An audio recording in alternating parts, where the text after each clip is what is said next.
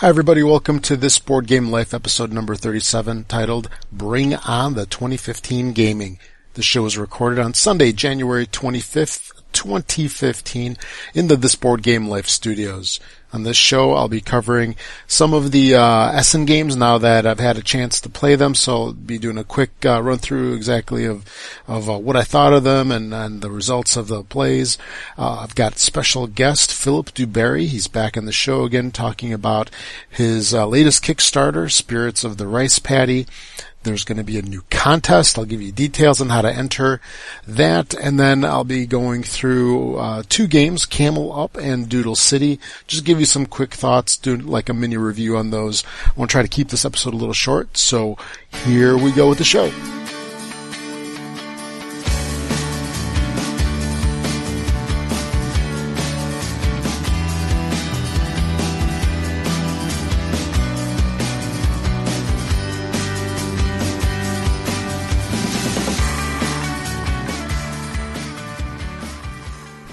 Welcome back, everybody. I'm Rob Milanovich, the host for This Board Game Life, and thanks for joining me once again. I'm happy to have you here with me.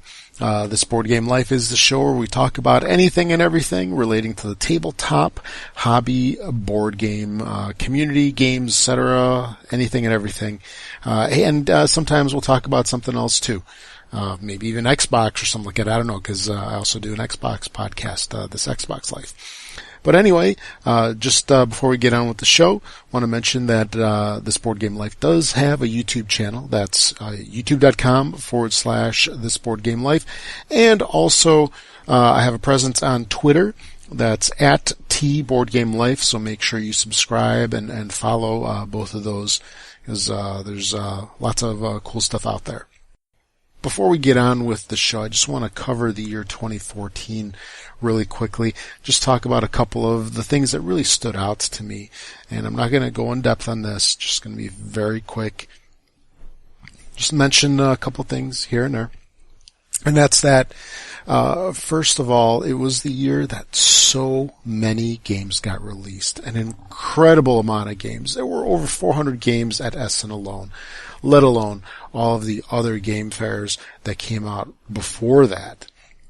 Then, also it was the year that we started to see a decline in microgames, and I'm thankful for that.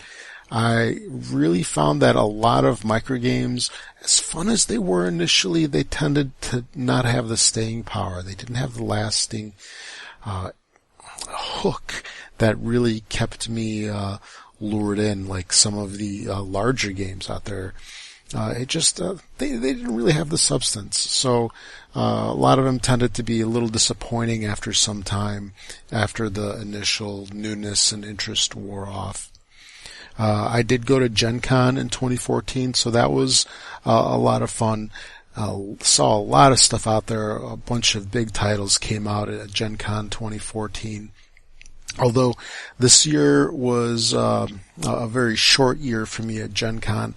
I only got to spend 2 days over there, and everything was kind of rushed. I definitely want to do things differently in the future.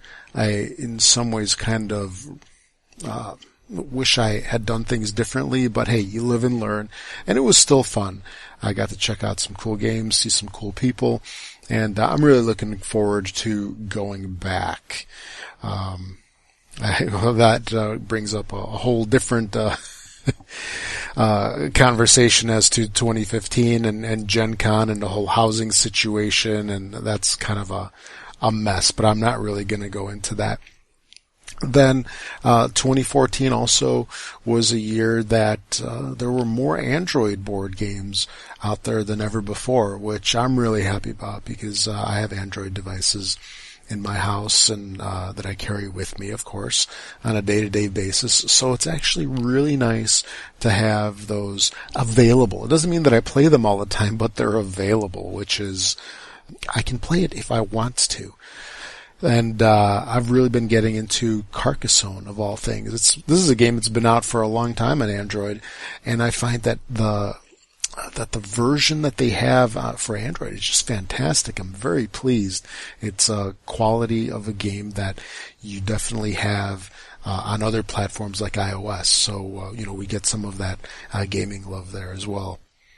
Some other things that were pretty big in the board game community. Asmodee went on a buying spree, picked up Days of Wonder, picked up FFG. What exactly does that mean? I'm not really sure.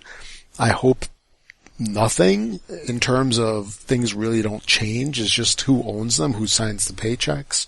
And I really think it's going to go along those lines. I don't see Asmodee really doing a whole lot of changes, flipping companies upside down, shutting them down, taking their property and so forth and, rebranding them. I really don't see that happening, but you never know. So, again, Asmodee picking up Days of Wonder and FFG, I hope it's just on the back end, keeps these companies around for even longer and lets them produce even better games, gets them to have better quality all the way around. So here's hoping that that happens in the future with all of those companies. And then lastly, I wanted to mention something that was really interesting where Dice Masters, this was the game that just went crazy in the board game community. It's this cheap little game. It's $15. It's a bunch of dice. There's booster packs for $1 with cards in there. This is like 2014. I'm always going to remember Dice Masters for 2014 because I don't think I've been in Target more ever in my life. In that span of 2 months where there were rumors of this game showing up in Targets, I must have hit every Target around me on a weekly basis, if not almost on a daily basis, looking for these games, which sadly never materialized. Once the initial hotness wore off, this game dropped off the face of the earth, at least in terms of buzz. So that was just an interesting little occurrence to me as to how this game just took off like crazy and then kind of disappeared. Now there's some of the craziness associated with the game has died down. The X-Men version has come out. There's others planned. It's definitely something that's pretty interesting, and I hope everybody finally got their copies. They were able to play them. I'm looking at my copy here right next to me on the shelf, and we'll see what Dice Masters holds for us in the future, and who knows what else they'll bring out there as well. So that's primarily the main things that I wanted to talk about for 2014. So let's get on with the rest of the show. I also wanted to announce that I'm going to be running a contest starting with this episode here, and it'll complete on midnight, February 8th, 2015. So it'll run for approximately 2 weeks, maybe a little bit less, a little bit longer, depending on when this show finally releases. And the game is Guildhall. That's going to be the prize for the game. All you have to do to enter for this contest, it's really easy. Just go to thisboardgamelife.com, click on the contest link at the top of the page, and fill out the little form. It's just going to have your name, your BGG name, where you're from, and then also I'd just like to hear what your most anticipated game for 2015 is and why. I just love seeing everybody's responses, and I'll read your responses on the next show. That would be episode 38. And again, that's a contest for a copy of Guildhall, brand new in shrink, never opened, probably still smells like China or Germany or wherever it came from inside, so you can get a nice whiff of the air if that's your thing. But look for the winner on episode 38, and the contest runs through February 8th, so episode 38 will be out shortly after that. And I do want to mention that your chances for winning are going to be really good. Really, really good. You enter a lot of contests. There's millions of entries in the contests, like Publishers Clearinghouse and who knows what else you enter in online. Well, I can tell you this. We don't have millions of entries on our contests. So actually your odds are probably even better than doing those sponsored promos at BGG. So spend a couple seconds, fill out the form. It's fun. I'd really like to hear what you're looking forward to in 2015 and why. And then also on episode 38, I'll tell you what I'm looking forward to in 2015 and why, although I am exempt from the contest. Sad to say. But anyway, here's the next segment here. It's our interview with Philip Duberry. All right, everybody, we've got a special guest back with us. Once again, that's Mr. Philip Duberry. He has designed a whole bunch of games, and in his large collection of games that he's made in the past, they include Revolution, Kingdom of Solomon, Family Vacation, Courtier, Skyway Robbery, which was the most recent one. And welcome back to the show, Philip. It's great to have you back. Yeah, thanks for having me on. Oh, no problem. You seem to have been a very busy man of late. You're just putting out games left and right, it seems. I think 2014, 2015, those are like 2 big years for you, aren't they? Yeah, I've got all these games that I made, years ago, and they're all kind of hitting at the same time. So it's kind of interesting. Do you find that you are a lot busier with your game designing because of that? Just because, probably doing production work and development and all that? Yeah, it does take up some time, kind of messing with this and that, and it does cut into my design time a little bit. But I've still got a few projects, going in the background, so I'm just staying busy. Well, absolutely. And currently you've got a Kickstarter project going for your latest game. And that's the Spirits of the Rice Paddy. And this game has really taken off. I just checked earlier tonight, and it hit 148% of its funding in just the first couple of days. That's phenomenal. Congratulations. Yeah, thanks. We've been pretty happy with how it's been going. We funded on the third day, and we've hit our first stretch goal, and we're just about $1,200 away from the second stretch goal. So it's doing very well. Excellent. I do have to ask, the name, the Spirits of the Rice Paddy, is definitely kind of unique. I don't think it's something that's definitely been overused in the board game space. How did that come about? How did you wind up picking such a unique theme for this game?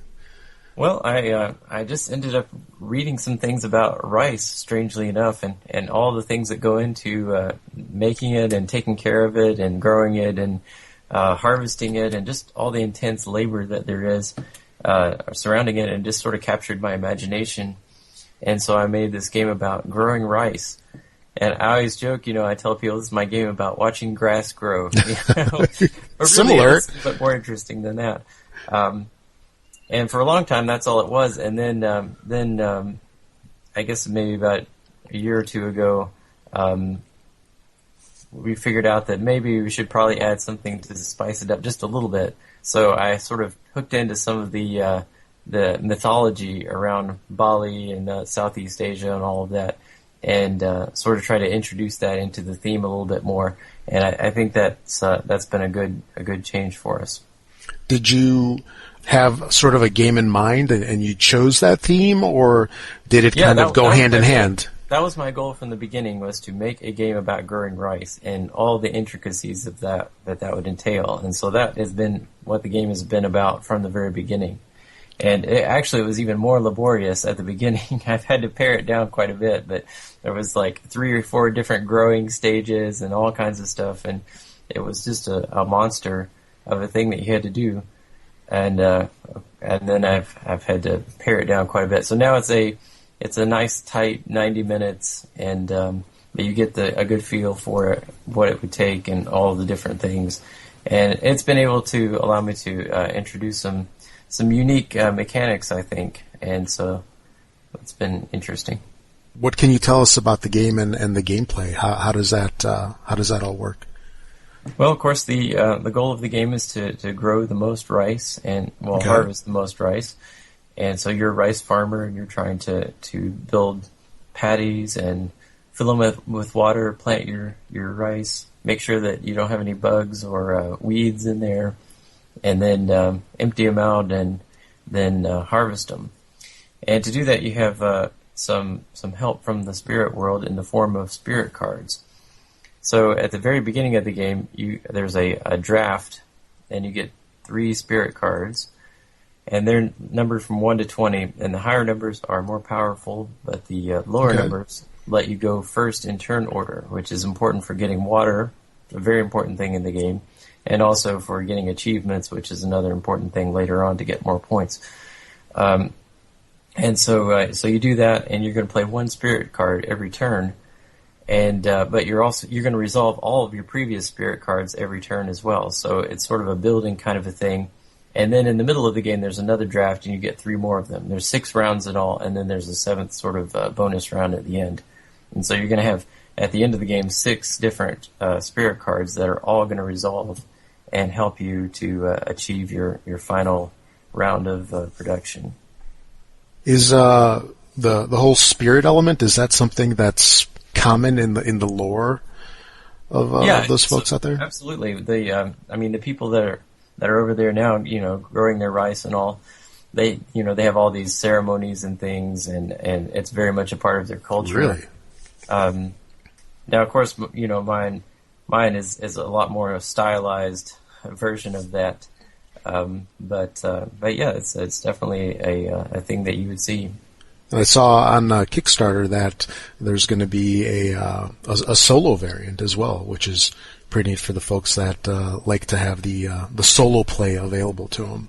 Right, that's the first stretch goal that we've already unlocked, and so that will be with every copy on the Kickstarter. If you buy the retail version, the solo game will not be in there, but you can order the solo game separately from Ape Games, or it might be a few other places. But if you pledge on Kickstarter, that will come with it. And the other part about the game is while you're building all your stuff, you're using these workers to do it, and it's not really worker placement; it's worker allocation. So you're going to have a pile of workers, and you're also going to have some animals. You're going to have some oxen and some ducks. Right. And what you're going to do is you're going to allocate those to the different jobs that have to be done. And the oxen can help with some of the heavy lifting, and the ducks can help to eat the pests and provide some fertilizer. And then really the heart of the game is this the unique thing I think about it is this water system that we have in it. Every turn there's a rain card. It tells how much rainfall there's going to be that turn. And so there's a set number of rain tokens from the supply, but you're going to take some of those, and whoever's first in the turn order gets all the rain. And then they use whatever they can use, and then that filters down to the next person. They use all that they can use, and that filters down. Finally, the last person may get some or may not get some. And so it's very important to be kind of first in line for the rain. And sometimes there's a lot of rain, sometimes there's not very much at all. So it's kind of interesting, and it adds a lot of variety to the game. Oh yeah, that's definitely an interesting little system, because you don't see that too often in the games. I know there's a couple that have used something similar with money, but that's always been a neat little setup. Yeah, very nice. With the second stretch goal that you're almost hitting here is a whole new set of meeples, right? Right. Yeah, we'll have some custom meeples, and we're actually, if you look in the comments, people are discussing, and we're discussing maybe doing custom meeples for the pests and the weeds and maybe some of the other things too, if we can get through a few more stretch goals. And so I think if we have a lot of backers and this thing goes maybe how I think it might go, then it's going to be a really, really nice game at the end of it. Yeah, it's definitely got people's attention, because it's also, I don't know if you've seen this, but it's number 9 on the hot list, or on the hotness list. You're like, oh yeah, I've seen it, definitely. I point that out to my wife several times a day. Very nice, as you should. It's quite an accomplishment. Yeah, definitely. Then another question for you is the last couple of games that you've been doing have really been all Kickstarter games as opposed to traditional publishing. How has that done anything to change how you're developing your games, or at least the experience that you have? Yeah, well, it is definitely a different experience. And I'll have to say it is a bit tiresome. Sometimes I have to do it. On the other hand, it can be, really neat, especially if it goes well. It can garner a lot of attention for your game. I do sort of find myself envying some of these people that just, make their game and they don't have to do all this. And I did actually have a standard release snuck in there in October with Steve Jackson Games. They released another of my Revolution expansions. Oh, yes. Revolution Anarchy. And I didn't have to do a thing, and that was fantastic. But oh, yeah. Oh, absolutely. Worked with it a little bit. Do you find that the Kickstarters are kind of like nail-biting experiences at times? Well, I tell you what, the Skyway Robbery campaign, I mean, that went down to the last 10 minutes, and yes, there was a lot of nail-biting in that one. That was a little too exciting. Oh, yeah. I much prefer when they just fund in the first couple of days and you don't have to worry about it so much. And then you can just have the fun of talking about stretch goals and things like that. Oh, for sure. Exactly. And I saw that the artist for the artist for Spirits of the Rice Paddy is Daniel Solis. How is it to work with him on this? Well, he's done a really good job. I think another artist did the actual cover art, but then everything else, and some of the other art pieces, I think. But Daniel did all the layout and everything and helped with all the graphic design. And he's made it a little easier to play, I think, and a little more organized. And he's laying out all the rules and everything. So, yeah, very, very glad to have him along. Very talented. Excellent. So, based on its performance so far over the last couple of days, this game has basically skyrocketed in Kickstarter terms, I guess, and I'm sure it's going to do really, really well over the next 20-some days that you have left in the campaign over there. Where can everybody find out more information about the game? Well, there is a page about it at apegames.com. Of course, you can visit the Kickstarter page. You can visit my website is fantasiogames.net, and we're all over Facebook and Google Plus and Twitter. So. And one thing I can comment on your personal website there, the Fantasio Games, is that there's some posts on there that have some really interesting looks at kind of like the development process and bits and pieces, and I really enjoy reading it personally. So I definitely recommend all the listeners check it out. You can get to see all the different games that Phillips is working on, and just at the various stages that they're at. So that is definitely a cool little resource for people to check out. So, anything else you want to tell our listeners? Well, I guess the only thing I might mention is that I'm going to have another Kickstarter in about a month with Tasty Minstrel, and that's going to be Eminent Domain Battle Cruisers. Really? So that'll be interesting. It's a mini game, but it's customizable, so you could sort of imagine crossing Dominion with Love Letter, and you could. So it's a very small game, but it can be different every time because there's lots of different cards to put in. Oh, wow. That's definitely sparked my interest, and I can't wait to find out more about it. I appreciate Seth Jaffe letting me kind of get on his turf for a little bit and welcome me into the Eminent Domain universe. Excellent. Well, best of luck with that, and definitely Spirits of the Rice Paddy. And I know I can't wait to get my copy of Skyway Robbery. Definitely looking forward to that one as well. So, hey, Philip, thanks so much for joining us today, and hopefully we'll be talking to you again in the future. Okay, thanks.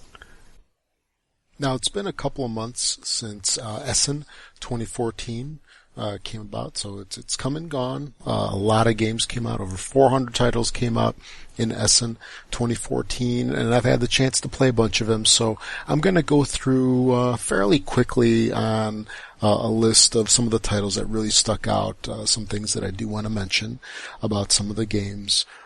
First of all, Aquasphere. Aquasphere came out. It's a Stefan Feld game. This game is fantastic. I'm really enjoying this game. This game, for me, is something that definitely deserves a deeper look. I'll probably do a video on this game. If not, I might have it on the next episode when I've got a little bit more time, and I'm going to discuss this thing. I love the art for this game. It's a very interesting little a bunch of mechanisms that he's put together. I think it's kind of definitely not his lightest game. It's not like La Isla and some of his little card games. So it's a decent weight Feld game. A lot of people knock him for point salad or whatever you want to call it. I personally like his games. I think I like pretty much almost every single one of them. And this one is no exception. It's a very cool little theme to the game. It really reminds me of Octonauts, which my son watches on television all the time. And I start to get that little theme song in my head all the time. But Aquasphere, it's really fantastic game. I just love it. It's out in the U.S. Tasty Minstrel brought it over to the U.S. through a Kickstarter, and I jumped on that. But if you haven't seen this game, definitely check it out. Then La Granja, or La Granja, however you want to say that. That game is a game that I've talked about in the past a little bit, and I really enjoy this game. It's really good. I'm really looking forward to the U.S. version that's coming out sometime this year. I don't remember exactly if it's early on in the year or later on in the year, but for me it's a must-have. I really enjoy it, and I wish I jumped on it prior when it was available, because it was available from Fun Again Games a couple of months back. So that's another one that is really awesome. I did get a chance to play Kingsport Festival. This is a game that I think initially came out in like the Gen Con time frame, but it really wasn't available up until around the Essen time, if not a little bit later. I did get to play this. I'm very mixed on it. A lot of people kind of compare it to Kingsburg. And I'd say that's probably pretty accurate. And the reason why I'm kind of mixed on it is it just didn't feel right. I can't put my finger on it. I definitely would want to play it again so I can just kind of figure out exactly where my mixed feelings are coming from. But it is a dice placement game. I guess that's probably the best way to phrase it. Like Kingsburg, you roll dice and you put them on different areas of the board, and this game takes up a ton of real estate. You're definitely not going to be playing this thing on a little card table, that's for sure. You need to get your big old Geek Chic or your big dining room table to play this thing on. But the quality of the game is definitely pretty good. Again, it just didn't feel right for some reason, and I think it requires a little bit more playtime and further investigation. Aquasphere, this is a game that now that I think about it, I'm not sure I mentioned it in my Essen talk in the last couple of episodes. It was one that I was originally going to put on there, but I think I took it off my list. And I'm kind of sad that I did take it off, because I wound up getting it and playing it, and it's a surprisingly fun little game. You've got these tiles that you match up on the table, and you're building ship routes. There's islands. Very much reminds me of the game Tahiti from Minion games.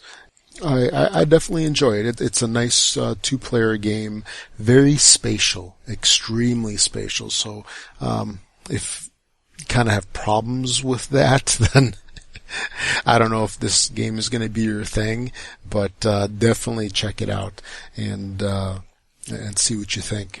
Roll Through the Ages, the Iron Age. I'm a big fan of the original Roll Through the Ages. Played it a lot in person, then also on Yucata. And this is kind of like the follow-up game. The quality of the game is phenomenal. The boards are wood, just like the prior one. They did a fantastic job, almost like a little bit of a better job than the initial game. And I'm very pleased with this game. It gets a double thumbs up from me. And Orleans, another game. This is a game that I really didn't follow it a whole lot when it was discussed during the Essen time frame. And a buddy of mine picked it up, and I got to play it. And this game is phenomenal. I love this game. There's a Kickstarter that's going on. Actually, right now, it's probably in its last couple of days. Or Tasty Minstrel is doing a deluxe version. Well, you can get their, I guess I'll call it a reprint of Orleans, because I guess initially they didn't print enough copies or something, if I remember right. So Tasty Minstrel is involved in a reprint. They're going to be bringing the base game back, and then you can also get a deluxe version of Orleans, which is essentially the base game plus lots of other goodies, lots of wooden pieces. And I can't really knock even the original pieces of the game, because when you first let me explain what these pieces are like. So they're, I don't know what you would call it, chipboard or whatever the material is that they use, these cardboard or whatnot. They're extremely thin. But when you look at them, when you look at these pieces and you feel them, you're like, these things feel really sturdy. They don't feel like that cheap, light, cardboard, material that some games will have, like, I don't know, like, Mayfair, for example. They don't feel like that. They feel almost plasticky, like some really dense material. And I was really surprised about that.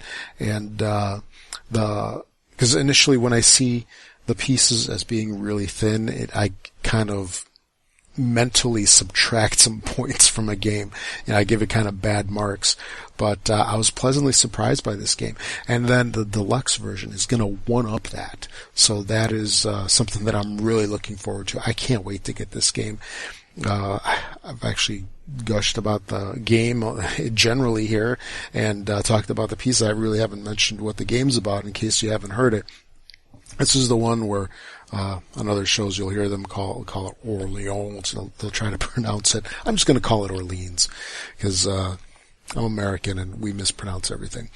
So in Orleans, what you're doing is you're essentially you're kind of like doing a chit building in a bag, and you're drawing the little chits out. You can only get a certain amount per turn, and then you're putting them out on the board. You're getting more of these things, and I know I'm not doing the game justice, but it's a phenomenal game when you sit there and you play it. It's just awesome. It's sort of like deck building with a new spin on it, and it works extremely well. It works phenomenally well.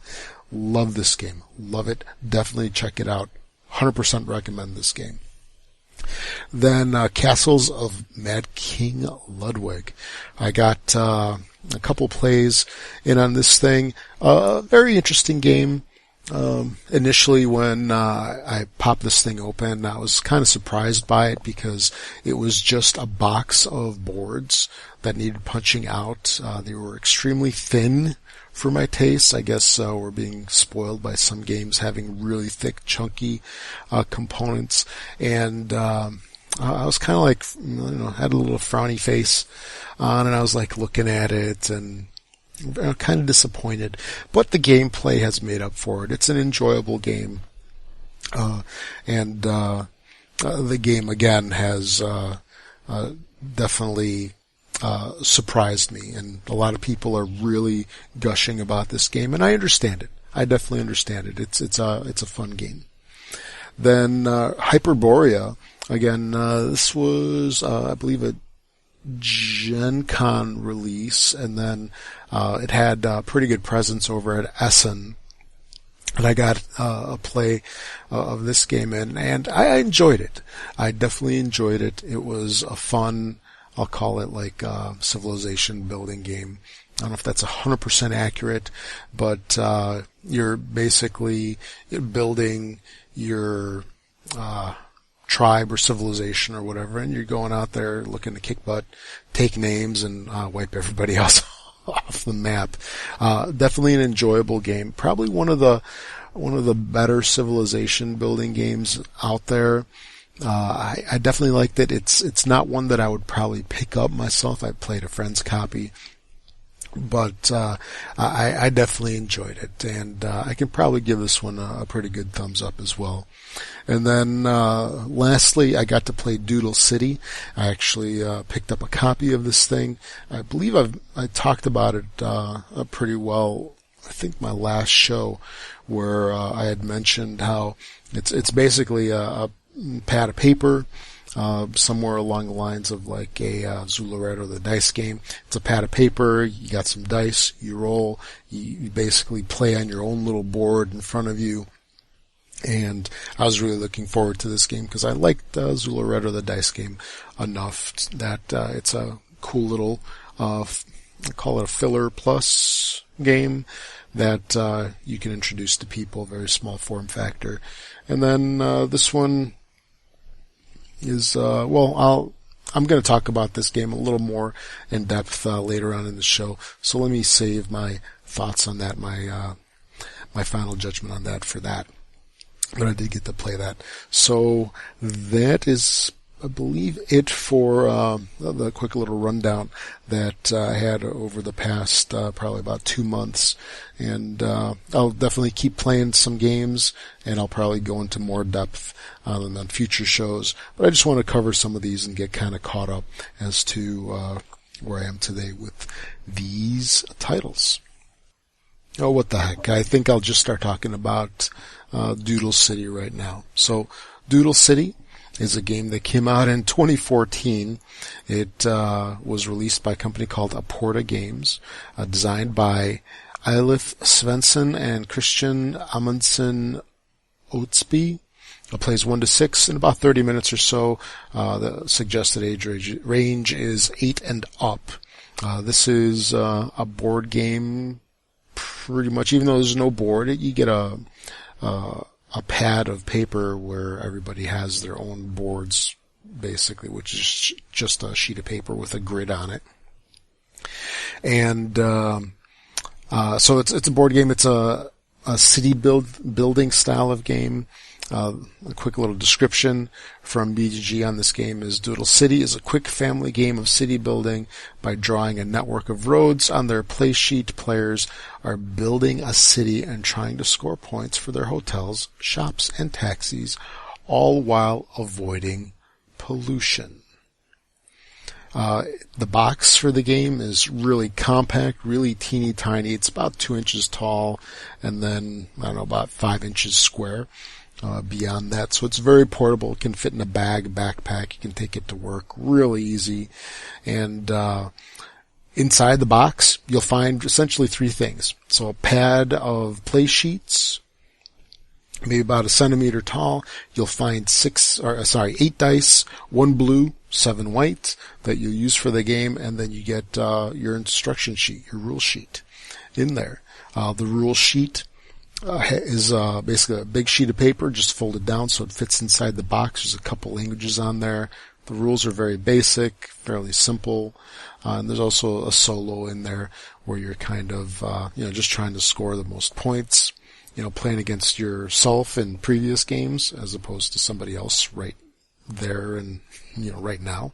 I don't see any colorblind issues with this game because I do like to mention that I am colorblind, so I struggle with some games. This one definitely no issues, which is definitely a good thing because those issues can really ruin a game. And artwork is pretty basic. It looks very clip artish. That's probably the best way I can describe it. But it's sufficient for what it is. As far as what you do in the game, you essentially roll dice depending on the amount of players that you have. You roll the blue dice, which will designate which of the columns in your 5x5 play sheet grid that you can make a mark in. And then everybody goes through in player order, and they choose a white die. And these are 6-sided dice, by the way. They choose a white die that they then have ability to make a mark in that particular row of the die that they choose. A 6 is essentially a wild. You can choose any row or column depending on if it's a blue or white die. And you're basically looking to mark up your player sheet and create roads. So you're going to be connecting the different squares on your grid, and you're going to be connecting things such as taxis, hotels, shops, and I mean it's pretty basic. The longest roads will essentially score you the most points. And if you get pollution, of course, that counts negative on you.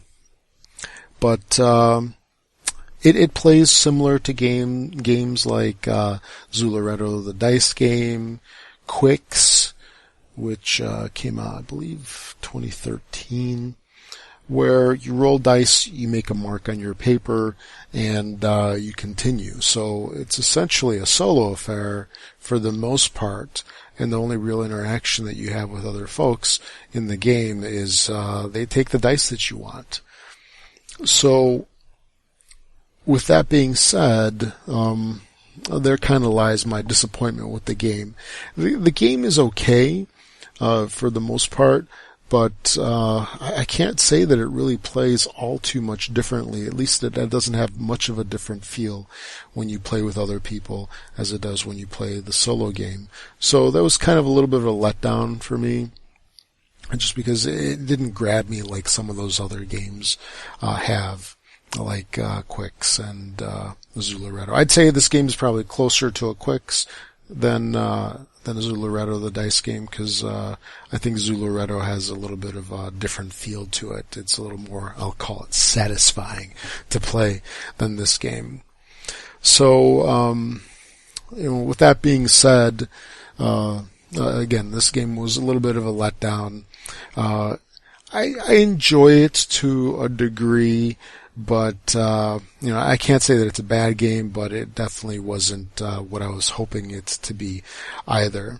I would recommend it. It's a lukewarm recommendation to folks. If you like other games like Quicks or Zulareto, the dice game, you might want to give this a shot. There is an iOS app for it. I believe it's around $2 or so you might want to check it out on the iOS devices, because it's easier to try this game out for $2 than it is to pay $20, which I believe is the going rate for the game.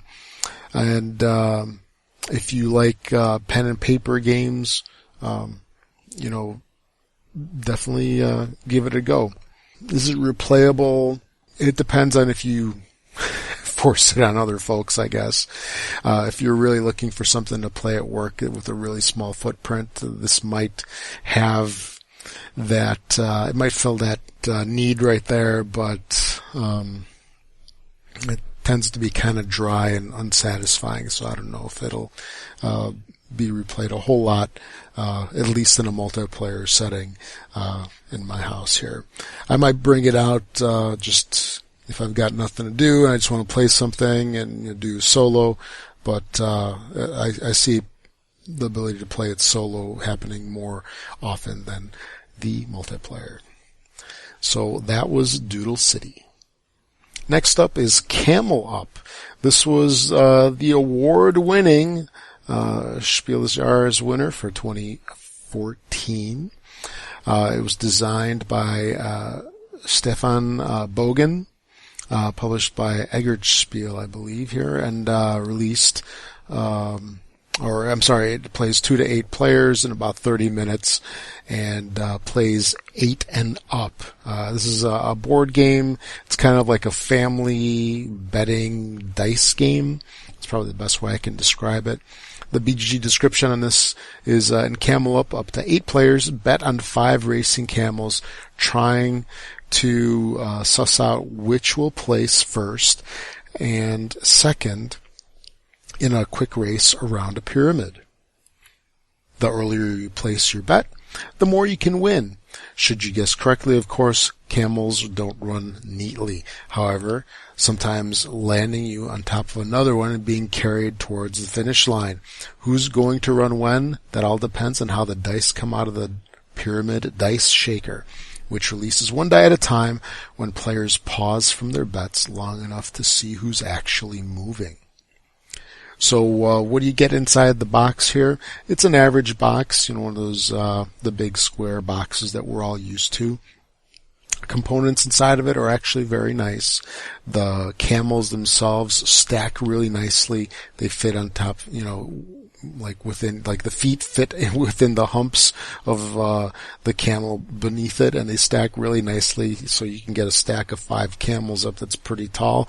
Definitely don't do this on a rickety table. Do not play on a rickety table. Just telling you guys up front here. The rest of the game is pretty nice. The nice tiles, nice board, nice art. It's got a pretty cool little pyramid dice shaker. There's been a lot of comments about this thing because it's held together with a rubber band, and you press this little slider in, which then opens up a hole for a die to pop out. Basically, you take this pyramid and you put it upside down on the table, so where the pointy end would be, I guess, because there is no pointy end on this. There's just a hole in there where the dice come out. You place that on a table, you depress this little slider on the side, which then stretches the rubber band, because that's what closes it back up. It stretches the rubber band, a die comes out, you hear it go click on the table, you close the pyramid up by not pushing on it on the slider anymore, and then you lift straight up so that you don't tumble the die that just came out. Now there's 5 different dice, 1 in each color of the camels, so whatever number comes up on that die is basically how far you move that camel. And just explained half the game right there. It's that simple. But is the game colorblind friendly? And looking at the different components, it's okay, not so much. If you have severe colorblind issues, you're going to struggle with this game. I'm one of the folks where it really depends on the lighting. I can't quite tell the colors sometimes, but I can at least discern the different shades, which sometimes is good enough. So the colors on here, there's a white that doesn't really look very white, other than on the camel. There's an orange one that can be confused with green issues, orange, red issues, a whole bunch with this. So colorblind folks, beware. Insert, nothing special. You get a whole bunch of bags with it. The rules come in a big sheet that's folded in half, box sized, so it's technically 4 pages. Artwork on this game, phenomenal. It's done by Dennis Lohausen, which is turning out to be my favorite artist. He's done a ton of games, so the art on this game is really awesome. Then the rules, let's go over those real quick as to what I thought about them. The rules come on 4 pages. They're sufficient. They give a couple examples. This game is not hard at all, so 4 pages is more than enough to explain this game and give plenty of examples. And how do you play the game? Well, simply enough, there's a racetrack, which is 16 squares. The camels start off at the beginning, and they run around. Each time that you take all 5 of the camel colors out of the pyramid, you're basically completing a leg, which you complete a scoring, and then you reload the pyramid, and you repeat. You do this a couple of times up until a camel crosses the finish line, at which the game immediately ends, and you do your final leg scoring and final scoring. And as these camels are racing around the track, what you're doing is you're trying to figure out which camel's going to be in first place, second place, and then in some cases in last place. So at the end of each leg, you're going to be scoring money based on first position, second position, or you're going to be losing money if you're in third, fourth, or fifth place. As part of your turns, you can do one of 4 things. You can move a camel by essentially rolling the dice by taking a die out of the pyramid. You can bet as to who's going to be in first place or last place for the entire game by placing one of your color cards. You have these cards with with your player's face on it. There's some cool little characters in the game, a bunch of women, a bunch of men. You choose one, and then you get 5 cards of that character, 1 card for each color of the camels. So you place those on the board, and they stay there for the remainder of the game, and you're basically saying that the color camel that you chose is going to win or lose depending on the position that you put it on. And then you can put a oasis tile, I believe that's what they're called, on the board where you can affect, if a camel lands on it, they'll move forward or backwards, so that you can kind of manipulate the camel positioning a little bit if you want one to gain ahead or behind, and that's only if they land on that spot. And then lastly, what you can do is take one of a stack of 3 tiles in each camel's color. You take one of these tiles and it basically says which camel you think is going to be in the lead, essentially for that particular leg. The first topmost tile is 5 coins, then followed by 3 and then 2. If your camel comes in second place, you get 1 point or 1 coin, and if it comes in the rest of them, it's -1. So that's basically the game there in a nutshell. It's very basic, very simple to teach. With that being said, this game has been an utter flop for me. I like it well enough. It's not a horrible game. I enjoy it. I think the mechanism of the pyramid is pretty fun, and I like the art, and it's simple. I don't want to say it's a mindless game. It's just a very basic game that I think is lighthearted, and everybody that I've played this game with has just bagged on the game, which is kind of disappointing me, because again, I don't hate the game. I can appreciate it for what it is, and I can see why it kind of won the Spiel des Jahres in 2014. I believe it won for the family game. Yeah, that's really surprising. I've actually had somebody say, "Oh, I'm not playing this one again." It's like, oh geez. You can see how that's gonna finish up in the game there. But with that being said, I mean, the game is pretty easy to pick up, very easy to teach. Can be a fun family game. My only concern is when you're dealing with children, you're essentially teaching them how to bet. I don't know if that's something that everybody will take too well, especially when you're dealing with young children.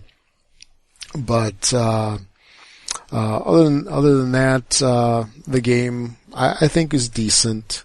It's a fun, gimmicky little game that definitely the alpha gamers, the hardcore gamers won't really go after. They'll probably just trash the game like the people that I've played with. But it's interesting enough where I think I'll just hang on to it and I'll keep it in my collection for at least some time in the foreseeable future. I tend to like to keep the Essen games for some reason. Probably just because they're Essen games, but why not? I would recommend it to people that want a game to play with their family, especially if they have some kind of interest in betting games. There's people that like that kind of thing. If people are against it, I'd probably say that it's something that you probably want to steer clear of. This is a little bit of an older game. I'm sure a lot of people are familiar with this game. If not, I'm sure you've played it as well. So I don't really think I need to go into way too much more detail about this game. Is it replayable? I'm mixed on it. I don't think I'll probably be able to get anybody to play it after the first initial plays, but it might be a good family gateway game, at least to get some people playing. So there you have it. That is Camel Up. It was kind of a dud with the people that I played it. but I like it well enough. It's a decent little game, and I'll probably be keeping it. Now I just want to go into the 20 shows ago segment of the show, going back in the time machine all the way to episode 17. Wasn't a whole lot of stuff that game-wise that we talked about that I'm going to cover right now, because back then that was August 6th, 2012. So heck, that was over 2 years ago that this show went down. There was, it was called Dominant Creatures, Big and Small. So, the first game I want to talk about is Agricola, All Creatures Big and Small. I really can't believe that this game's been out for 2 years. It's had, I believe, 2 expansions, to it since. And, I enjoyed this game back then and I still enjoy it. It's got a special place in my heart. It's, simple, straightforward, 2-player version of Agricola that is, it's pretty fun. It gives you that Agricola feel in a much quicker, smaller, play. And, I still like this game after, 2.5 years. And, I still give it a thumbs up. I'm interested to see if they'll come out with any more expansions for it, or anything else, or even if there's going to be a Caverna version of this. That'd be interesting to see if that comes out. Then also Dominant Species, the card game, was another game from that show. This is a game that I think just got universally trashed by everybody. I don't think anybody liked this game. A lot of people like Dominant Species, the full-size game, which isn't the game for me. I played it and I really am hesitant to play it again. It just took forever. And this is a card game version of that nobody likes. And I don't think that's changed at all over the years. So I guess the original judgment stands for this one as well. So that was Dominant Species, the card game. So just to wrap up the show, just want to cover a game list real quick. Just a couple of things that I've really been looking forward to. XCOM, the board game, is hitting stores right now. I'm really interested in this game.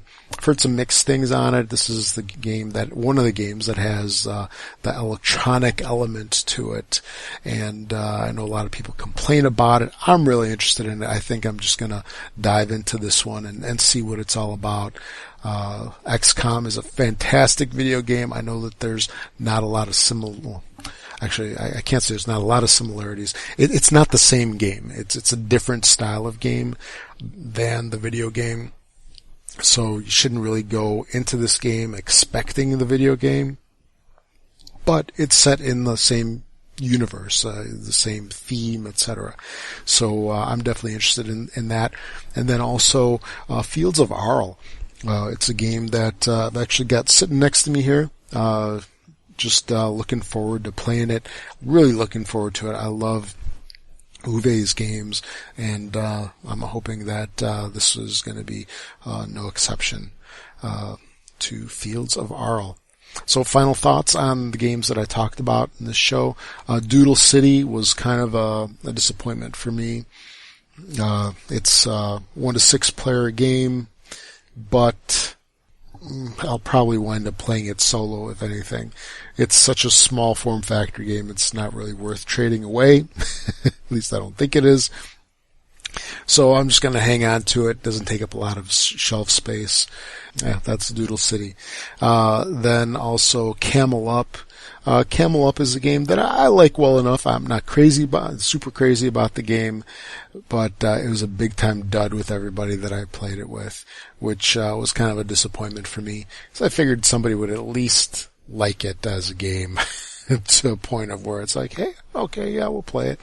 Instead I just got, I think I'm going to be getting unanimous, no, we're not playing this ever again. So Camel Up, winner of the Spiel des Jahres, 2014, big time flop with everybody that I played it with. So there you have it. That's episode 37 of This Board Game Life. Make sure to check out This Board Game Life on Twitter. That's at TBoardGameLife. Not this. It's at TBoardGameLife. this had to be shortened because it doesn't fit in the naming standards for Twitter. And then there's also a BGG Guild. You can give that a join and definitely check out the YouTube channel. That's youtube.com/thisboardgamelife. Also, look forward to any feedback on the show. You can send a message through the This Board Game Life website, or contact me on Twitter and such, or on the Guild, on also on BGG. So thanks for listening, everybody. Catch you all next time.